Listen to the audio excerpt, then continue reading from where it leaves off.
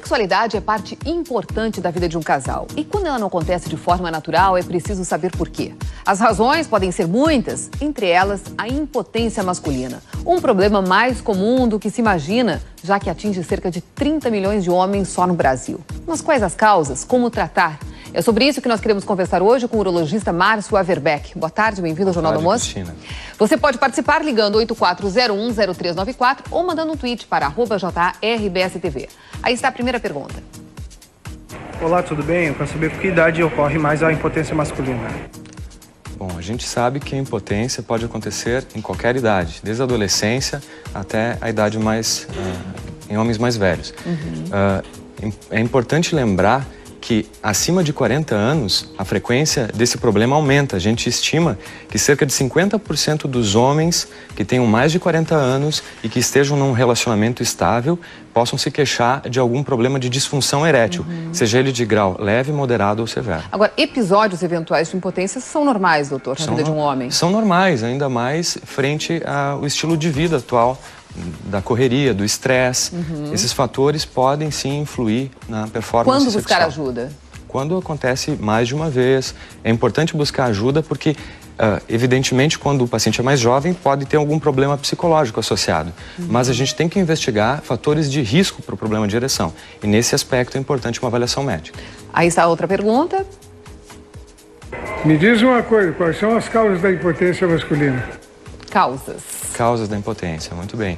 A gente sabe que o estilo de vida com sedentarismo, a falta de prática de exercícios físicos, assim como pressão alta, diabetes, né?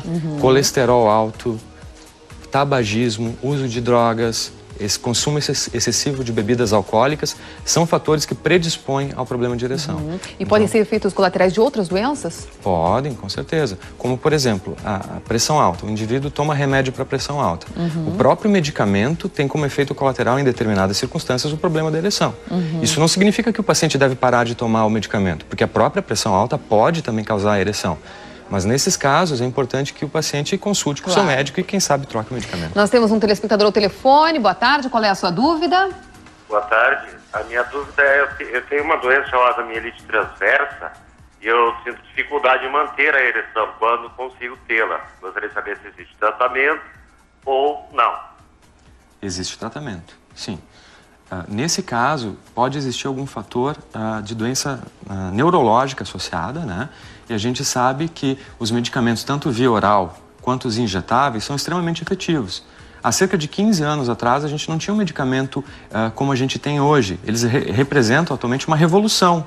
Esses medicamentos têm um início de ação em mais ou menos 30 minutos e um tempo de ação de mais ou menos 12 a 36 horas. A gente sabe que atualmente a gente tem, inclusive, comprimidos orodispersíveis, que são bastante discretos. As embalagens parecem de um chiclete, por exemplo. O paciente não precisa nem tomar água, coloca na boca e funciona literalmente como uma bala. No caso, então, o telespectador tem que buscar ajuda de um Buscar médico. ajuda, uma avaliação precisa, né? Tá certo. Aqui tem uma outra pergunta.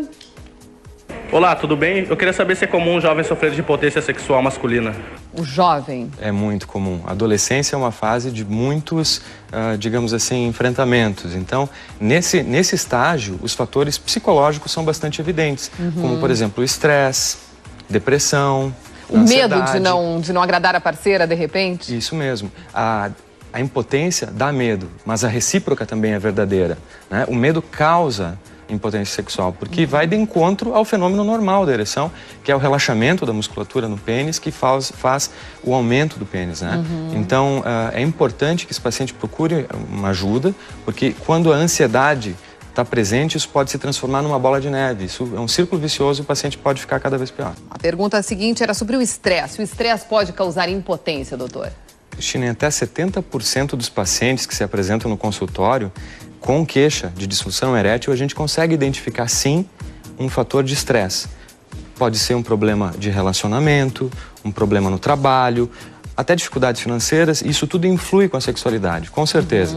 Muitas vezes, quando a parceira vem junto, no caso a esposa, a gente pode sim pensar em terapia de casal, que é uma das modalidades de tratamento naqueles casos em que a gente verifica um fator psicológico predominante. Agora, muitas vezes as pessoas, os homens aí usam esses medicamentos para impotência, para aumentar a sua virilidade, enfim, melhorar o seu desempenho sexual. Isso não pode ter algum efeito colateral, doutor? O uso inadvertido desses medicamentos sem prescrição médica não é recomendável. É sempre importante lembrar que a automedicação representa um crime contra si mesmo. Esses medicamentos, eles não são desprovidos de efeitos colaterais. Que efeitos seriam esses? Dor de cabeça, rinite, pressão baixa, que às vezes pode acontecer, calorões, então uma série de efeitos colaterais. E existem contraindicações para o uso desses medicamentos. É por isso que é tão importante procurar uma avaliação médica. A outra pergunta aqui sobre a questão do cigarro. O fumo pode trazer problemas?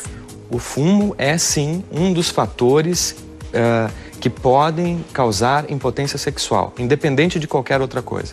Quando um paciente fuma e vem à consulta médica e quer um tratamento para disfunção sexual, a gente sempre pede para o paciente cessar o tabagismo. Isso é muito importante. Tá certo. A partir de agora, então, o doutor vai entrar no num chat que você pode participar acessando o nosso site www.rbstv.com.br/JA/RS. Você manda a sua pergunta e o doutor responde. Muito obrigado por ter vindo ao vivo no nosso programa. Obrigado a você.